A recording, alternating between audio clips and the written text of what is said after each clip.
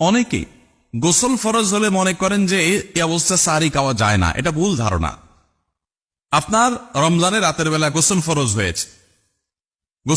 হয়েছে, আপনি এখনো গোসল করতে পারেন না, এদিকে সারি খানার সময় চলে যাচ্ছে, তাহলে আপনি আগে সারি খানা খেয়ে নেন। সারি খেয়ে তাড়াতাড়ি গোসল করে তারপর ফজর নামাজ পড়তে যান, কোনো অসুবিধা নেই।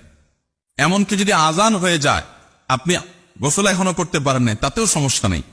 আমরা অনেকে এটাকে সমস্যা মনে করি। সেই সাথে আরেকটা ভুল ধারণা হলো, অনেকে মনে করেন রমজান মাসে দিনের বেলা স্বপ্নদোষ হলে বোধহয় রোজা ভেঙে যায়। স্বপ্নদোষ হওয়ার কারণে রোজা ভাঙে না।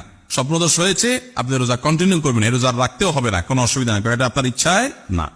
9 নম্বর ভুল হলো, রমাদানের প্রস্তুতি অংশ হিসাবে আমরা বেশিরভাগ মানুষই ভুল প্রস্তুতি নেই। সেটি হলো প্রচুর পরিমাণে খাবার দাবার কেনাকাটা করে সেগুলো সংগ্রহ করে বাসা বাড়িতে খাবার দাবার স্টোভ দিয়ে ফেলা।